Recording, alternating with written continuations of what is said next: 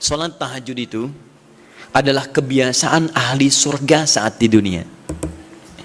Jadi kalau Anda ingin melihat ahli surga yang hadir di dunia, salah satunya lihat kebiasaan salat malamnya.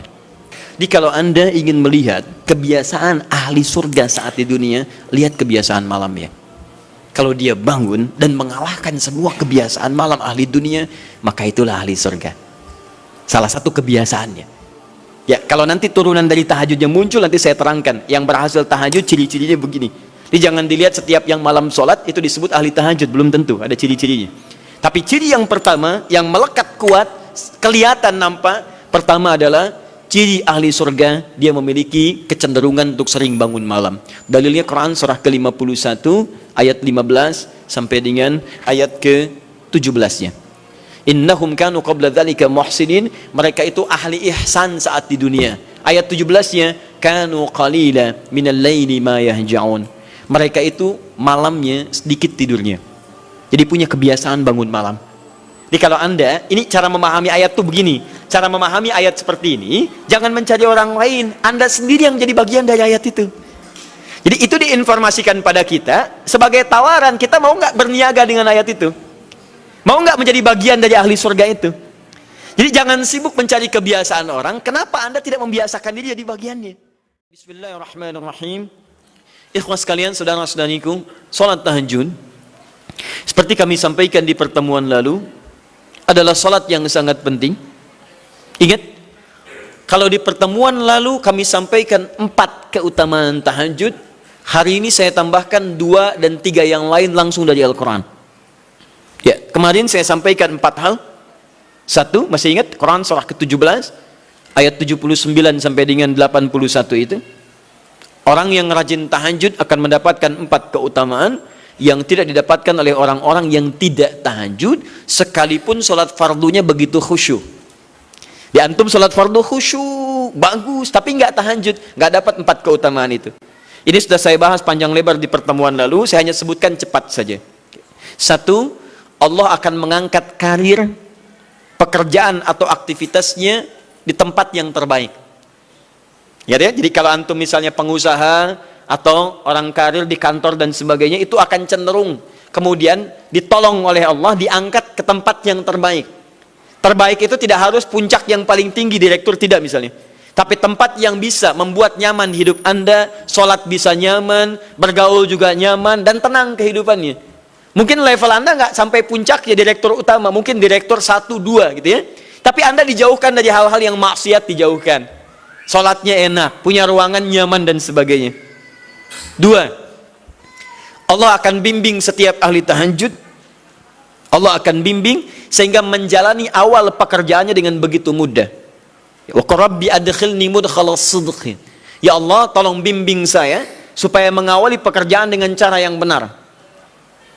3, awas hati-hati. Anda memang posisi tinggi, sekarang dapat proyek. Apakah setiap yang dapat proyek menjalani pekerjaannya dengan benar? Belum tentu. Jangan tinggi-tinggilah. Maaf ya, apakah orang tua yang sekarang menyekolahkan anaknya ke tempat belajar menjalani awalnya dengan benar? Hati-hati ya Bu ya, Pak. Bapak Ibu menyekolahkan anak dengan awal yang salah, maka memberikan jalan keburukan ketika dia belajar. Saya katakan jangan pernah Anda masukkan anak Anda ke sekolah dengan menyogok. Bayar sekian supaya masuk, menyalahi aturan. Kalau awalnya sudah salah, bagaimana anak Anda bisa belajar dengan benar? Mustahil mendapatkan sesuatu yang tidak baik. Yang baik itu mustahil didapatkan.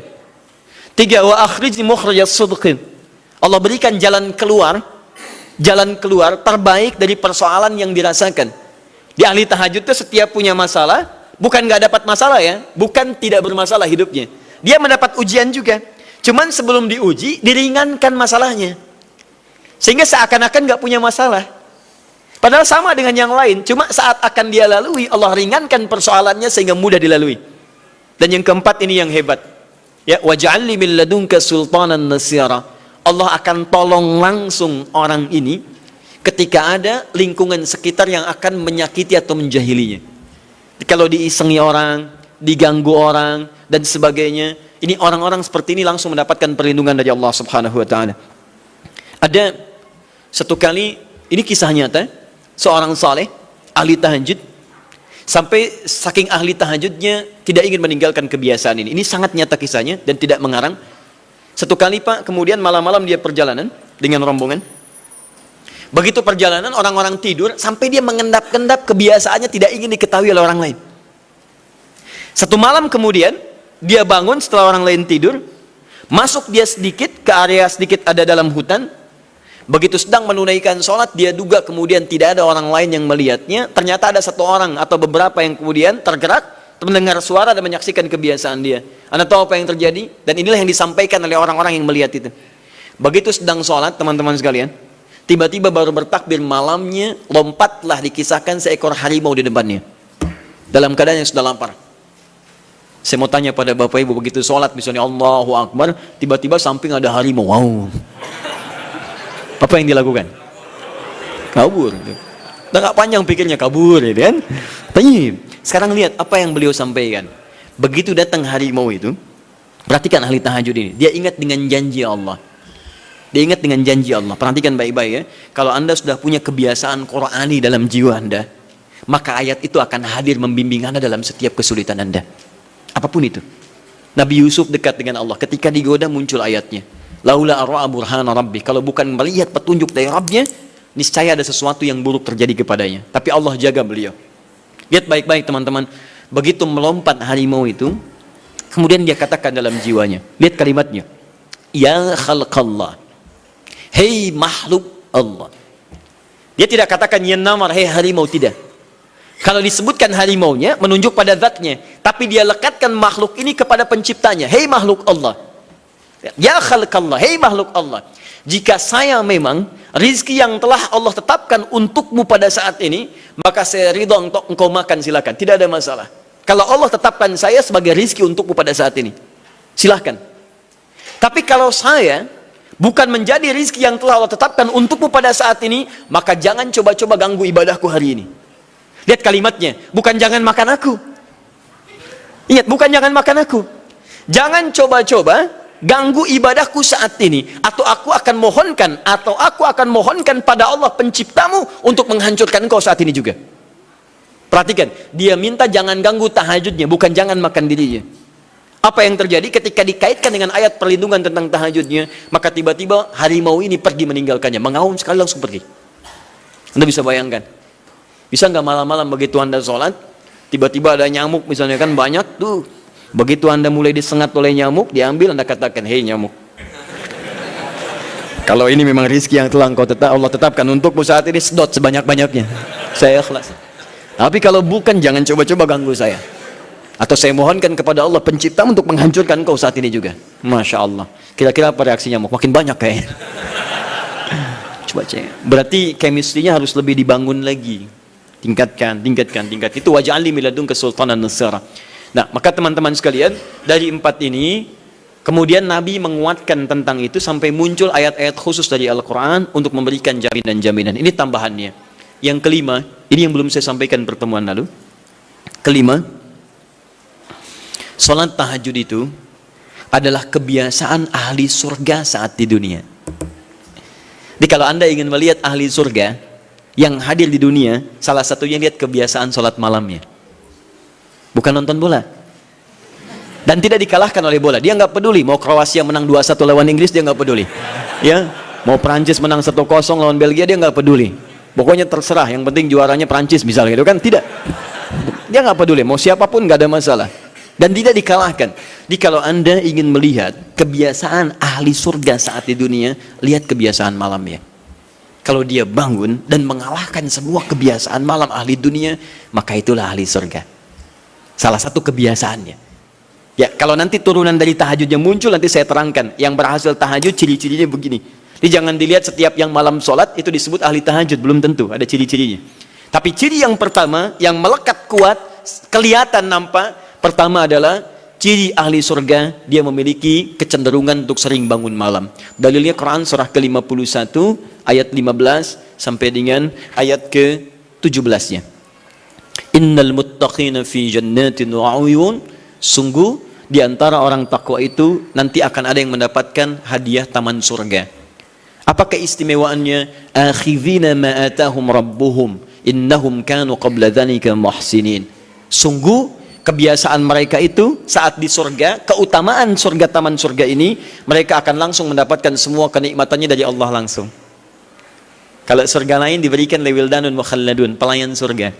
Di kalau antum ikhwan oleh bidadari surga, yang akhwat oleh pangeran-pangeran surga. Ganteng cantiknya nggak usah dibayangkan, tak terlukiskan. Ada hurun in, ada seperti mutiara, ada seperti berlian, indah sekali. Dan kata Nabi, mala ainan ra'at wala udhunun sami'at wala khatara ala qalbi bashar. Ya, enggak pernah dilihat di bumi. Dia mengantarkan bi aqwabi wa abariqa wa ka'sin min ma'in, bawa gelas-gelas yang berleburan mutiara, emas dan sebagainya. Enggak seperti ini, enggak ada merek Akhir TV di sana nanti, ya. Semuanya indah. Tapi enggak terbayang. Tapi taman surga tidak. Allah langsung yang berikan tanpa perantara. Kun fayakun, enggak usah dibayangkan, laisa kamitslihi syai', ada seketika.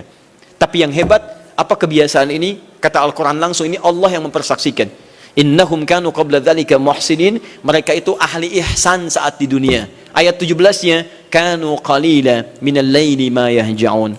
Mereka itu malamnya sedikit tidurnya. Jadi punya kebiasaan bangun malam. Jadi kalau Anda, ini cara memahami ayat itu begini. Cara memahami ayat seperti ini, jangan mencari orang lain. Anda sendiri yang menjadi bagian dari ayat itu.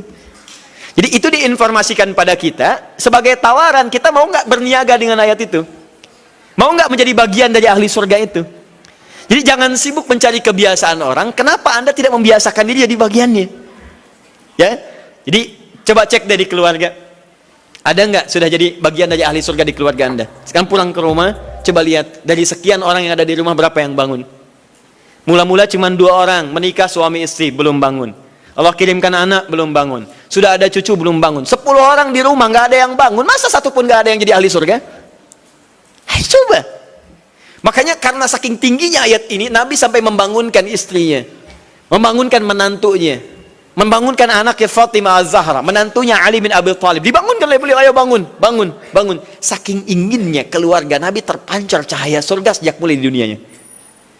Teman-teman pulang ke rumah ya, coba lihat tuh. Anak-anak yang di pesantren kalau pulang dan sebagainya, malam bangun gak dia?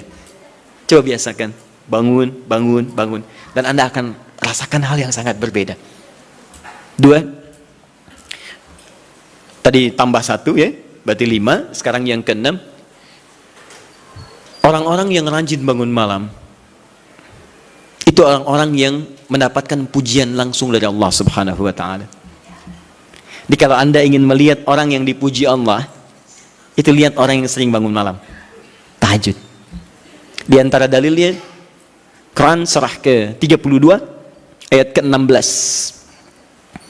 Tatajafa junubuhum 'anil madaji' yad'una rabbahum khaufan wa tama'a wa mimma razaqnahum yunfiqun. Setelah kita sujud itu ayat sajudah, Allah terangkan.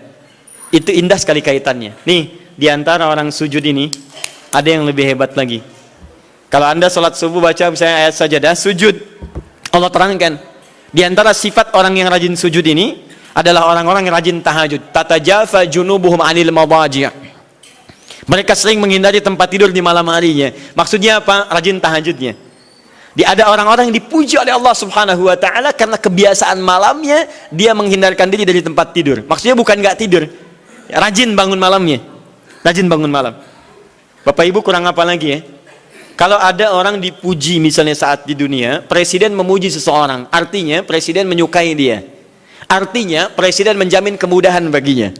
Kalau ada orang yang dipuji Allah, artinya Allah mencintai dia dan menjamin kemudahan dalam kehidupannya. Maka dekati orang-orang seperti ini. Saya sarankan kalau antum punya teman, ikhwan sekalian, sedang mabit misalnya atau tugas dinas keluar. Tiba-tiba tengah malam di hotel dia bangun sholat, itu teman terbaik Anda. Saya katakan pada Anda, tandai orang ini dan dekati dia saat di kantor. Bangun ukhuwah dengannya, persahabatan dengannya. Maka ketika Anda mendekati orang-orang yang dipuji oleh Allah, maka Anda pun akan kedapatan bagian dari pujiannya. Karena mustahil orang yang dijaga oleh Allah mengajak Anda pada maksiat, itu mustahil. Mustahil. Sama teman-teman yang masih di kampus, kalau malam-malam misalnya di asrama atau pulang tiba-tiba ada orang-orang yang kelihatan sholat malam, dekati orang ini. Jadilah bagian dari sahabatnya. Dan dengan itu saya ajak, coba cek pasangan hidup Anda. Jangan-jangan selama ini Anda berdua belum mendapati sesuatu yang terbaik. Kalau ibu ingin suaminya dipuji oleh Allah Subhanahu wa ta'ala, maka bangunkan malamnya supaya dia sholat. Kalau Anda, istri Anda ingin dipuji oleh Allah Subhanahu wa taala, bangunkan malamnya